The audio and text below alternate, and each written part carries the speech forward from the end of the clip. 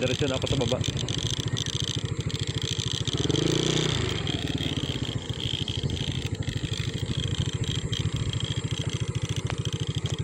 Okay, so binibili to ng ano, ng mga Chinese. Ayan o, sea urchin. Hindi masyado nakikita. Ayan, sea urchin to guys. Ayan, kinakain to. Kinakain to ng mga Chinese. Kaya lang kasi ngayon wala na masyadong namimili ng ganito. Aray ko. Aray. Ayun guys, dumugo na oh. Aray ko, aray. Kita nyo? Aray. Kinagat. Daming dugo.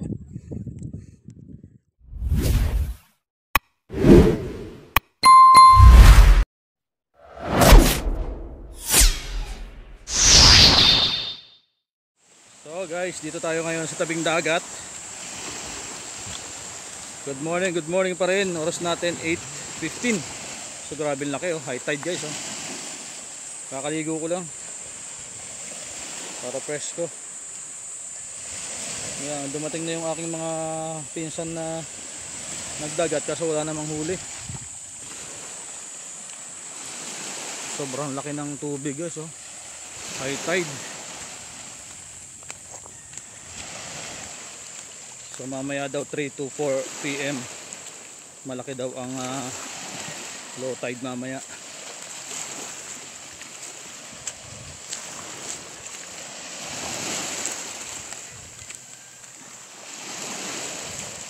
Ano, may huli? Naloko na. Pare-parehas yata ang zero ah.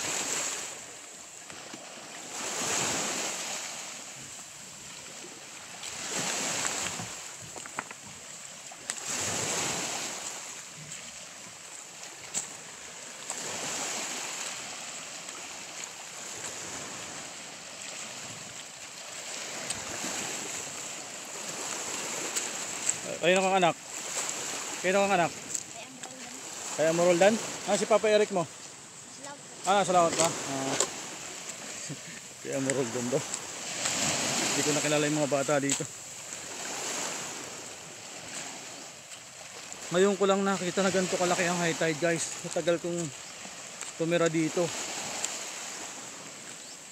Talagang nag-iiba na talaga ang ang panahon. Tapos ito dati puro to eh, puro tawag doon white sand dito. Tapos ngayon tingnan nyo naman guys oh, puro bato. Yun oh, natatabunan ng malaking bato yung mga graba. Bakit kaya? Ano kaya nangyari? Hindi naman ganito dati eh. Tapos wala nang daan dito. Saan yung daan dito? Papunta sa taas. So natatandaan ko ng mga bata pa kami guys. Ito mismong kinaroroonan ko na to. Yeah. Ano to? Ayan, parang ganito oh. Kita nyo guys, yung bato. Ganito dati yan. Wala tong malalaking bato na to. Bakit kaya? Ano kaya nangyari? Ba't lumutang yung malalaking bato? Sayang, dapat wala. Nag-swimming ako. Nakaligo na ako eh.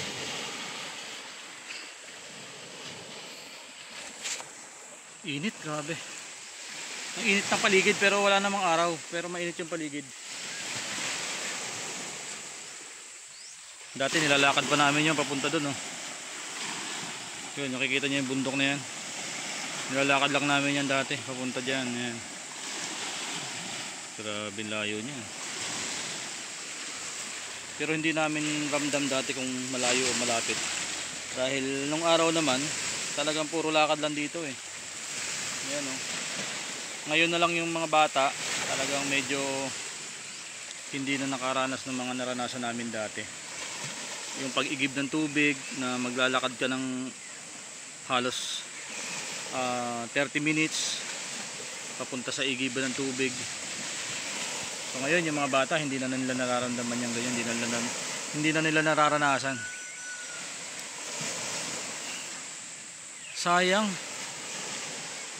nagpunta sa laot sa dagat yung aking mga pinsa, kaya lang wala namang huli dahil sobrang lakas daw ng agos ng dagat, kaya hindi daw nakapag-arya ng lambat yung bangka, yung pangulong.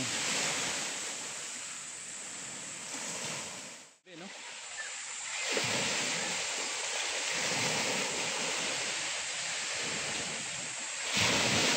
Hindi ko ma-imagine na dati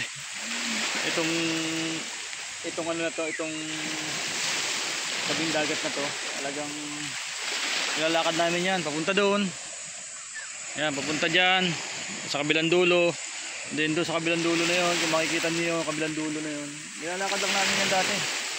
Tapos nandito yung bangka namin dito sa lugar na to. Tataka ako bakit ang lalaki ng bato dito. Dati walang ganito kalalaking bato eh. Ano to eh, graba. Yan, yung mga ganito eh. Yung mga gantong, ayan, yung mga gantong bato dito. Tapos merong pailan-ilan na white sand. Ano nangyari? Ba't nagkaganon?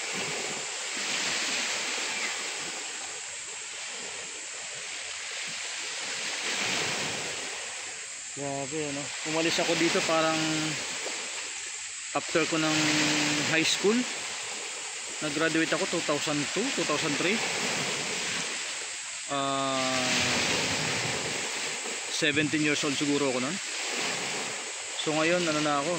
40 years old na. So parang kalahati ng buhay ko nasa Manila na.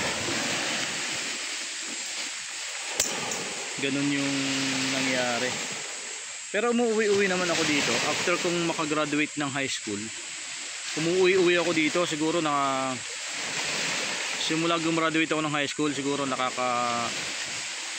yearly nakaka-uwi ako twice until 2004 siguro. Yun, nakaka-uwi ako. Kaya lang simula nung nakapasok ako ng sales, naging iba na yung trabaho ko.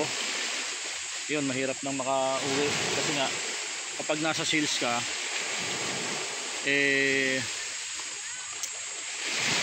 mas kailangan ng empleyado kapag peak season or December. Kaya kapag December hindi talaga ako nakakauwi. May times naman na gusto kong umuwi kapag Holy Week. Ang problema, ang ayaw ko na maranasan yung biyahe na napakahirap. Sobrang hirap ng biyahe, siksikan, tapos pipila ka ng napakahaba, halos maubos yung isang araw mo sa biyahe. Kung 2 days, 3 days lang yung leave mo o yung bakasyon mo, so wala, mauubos lang sa biyahe. Kaya wala talaga akong time na umuwi kapag mga holiday season, week season, lalo na kapag December. So ang ginagawa ko kapag gusto kong umuwi, like last May this year, May 5 this year, 2025, umuwi kami dito.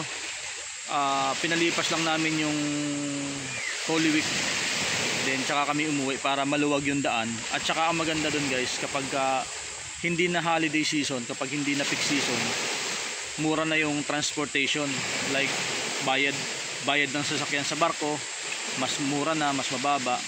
Bayad ng pasahero, discounted na. So parang halos 50% yung nagiging discount kapag hindi holiday season. Pero kapag holiday, nakapakamahal. Hindi ko alam kung bakit, baliktad sila eh.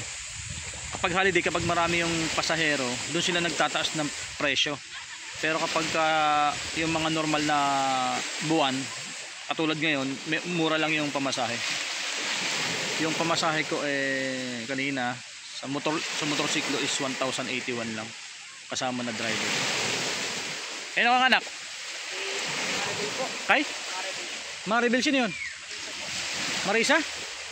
Sinong? Maris po. Kay ano, kay Babing. Okay. Ito muna. Grabe. Almost 23 years guys na hindi ko na talaga kilala yung mga bata dito. Wala na akong ano, maliban na lang dun sa pag-alis ko dito baby na. Siguro matatandaan ko pa, makikilala ko pa, pero yung iniwan ko talaga na 2002, 2003, wala na talaga ako matatandaan. Saka ang dami ng mga bata dito na umano, ang dami ng bata na sumibol, kumbaga parang pinanganak nung year 2005 hanggang basta hindi ko nakilala. Marami na ako hindi kilala. Ultimong inaanak ko hindi ko nakilala. So yun lang.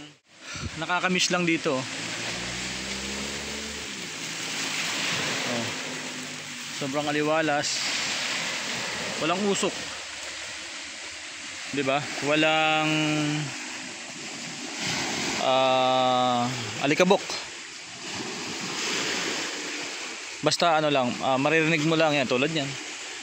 Ingay ng alon, ibon, tapos napaka-presko. So yun ang nakakamiss sa lugar na to. Ayan, kung pwede nga lang tayong mag for good na lang ulit dito so wala kasi tayong magiging buhay dahil yung ating trabaho nasa Manila. So although dito kahit wala ka namang masyadong, actually hindi naman, parang hindi halos kailangan ng maraming pera dito kapag dito ka titira. Yung kumakain ka ng 3 beses sa isang araw sapat na. Ganun lang din naman ang buhay dito. Mas ang advantage lang nga lang dito yung walang usok, walang polusyon, tahimik. Yan, anytime na gusto mo mag swimming pwede ka mag swimming dito, libre. Ayan sa laki ng dagat na yan. Kahit magbabad ka ng 1 buwan dyan, walang makikialam sa'yo dyan, walang sisingil sa'yo dyan, di ba? Hindi katulad sa Maynila na kada kilos natin doon, kada kilos mo sa Maynila kailangan may pera ka. Lahat ng pupuntahan mo kailangan mo ng pera. So talagang pera talaga ang nagpapagalaw sa mga tao kapag nasa Maynila. Hindi katulad dito, napakasimple lang.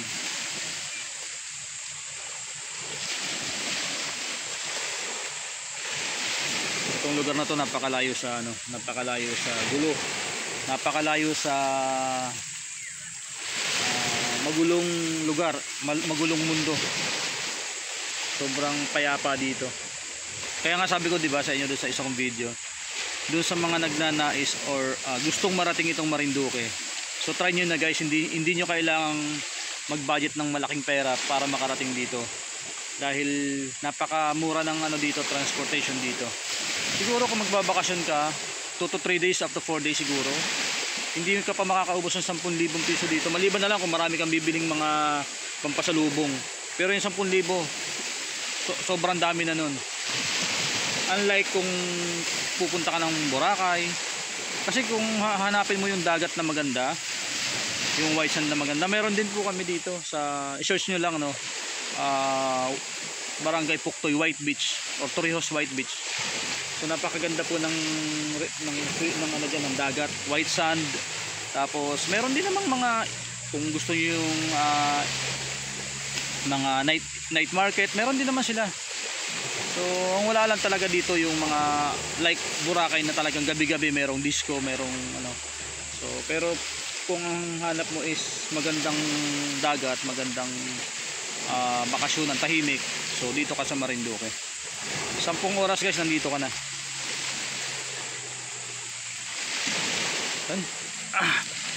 Akit na ako doon guys.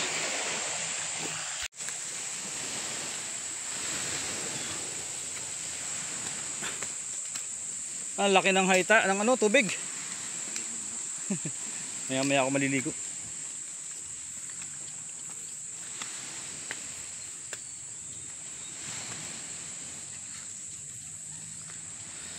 So guys, papakita ko sa inyo itong itong sampalok na napakalaki ng puno na almost 200 years na raw to. Ganun to katanda. Oh, may tik-tik. Ayan guys, oh. Di ba? Napakalaki niyan. 200 years na raw tong sampalok na to. Lagi ko tong binibideo guys pag pupunta ako dito. Ayan, ang ganyan kalaki yan. Ano yun? Rinig niyo yun? Oh. Ayun pala. Kita niyo yun, oh. Ibon guys, oh.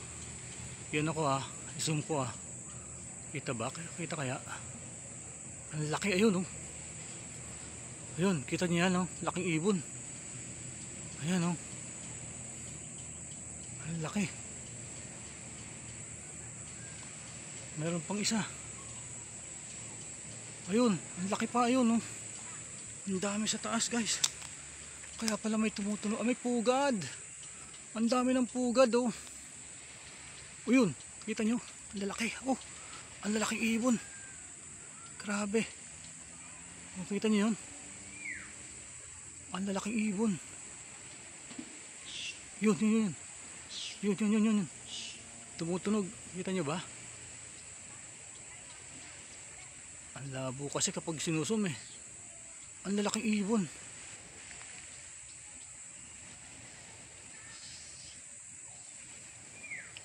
Kayang-kaya ko sanang akyatin to, kung kaya lang malaki ako, baka mahulog, Ayun guys, yun, laki. Laki nun. Ayun, oh.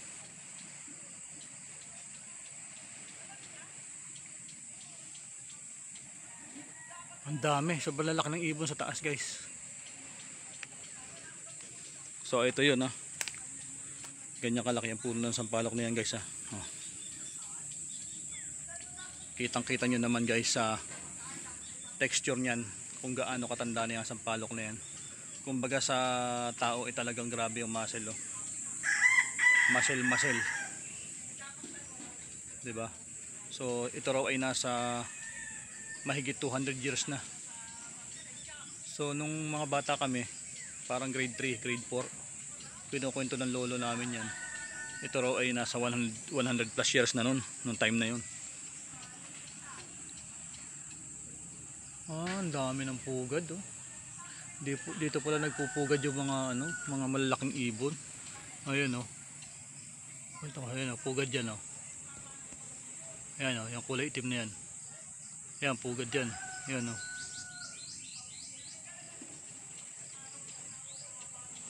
Ang lalaki.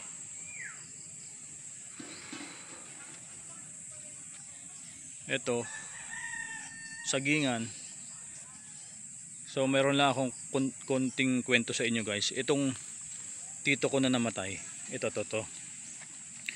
Itong sampalok na to, madalas mayroong nagpapakita sa kanya dito. Kasi parang parang open yung kanyang third eye.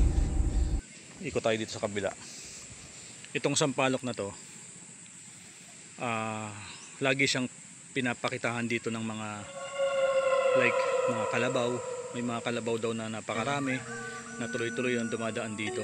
Mayroong mga pusa. Ayan, itong sampalok na to. Yun noon yun, hindi ko lang alam ngayon kasi siyempre, di ba? Marami ng mga nakatira. Hindi na rin ganoon hindi na rin ganoon kadilim dito sa lugar na to. Pero nung araw, talagang madalas siya dito kaya nagkakaroon siya ng nervyos dito. Dati. Ayan. Marami nagsasabi dito na maraming nakikita dito dati. Kung ano-anong mga nagpapakita dito. Kapre, dito may nagpakita rin dati na kapre dito sa lugar na to. So tabi-tabi po, baka may nakatira, mawalang galang na po. So ito yung puno ng sampalok na to na napakalaki. Ayan. Itong sampalok na to, napakaraming bagyo na ng nilampasan to. Dahil kung wala tong sampalok na to, baka wasak na tong bahay dito. Pero dahil sa tibay nitong sampalok na to, hindi nila kayang lagpasin, hindi nila kayang itumba sa sobrang tibay. Kita niyo naman, parang muscle. Parang dinaig pa yung nagba-bodybuilder sa muscle nito. Grabe, no? Ang laki niyan.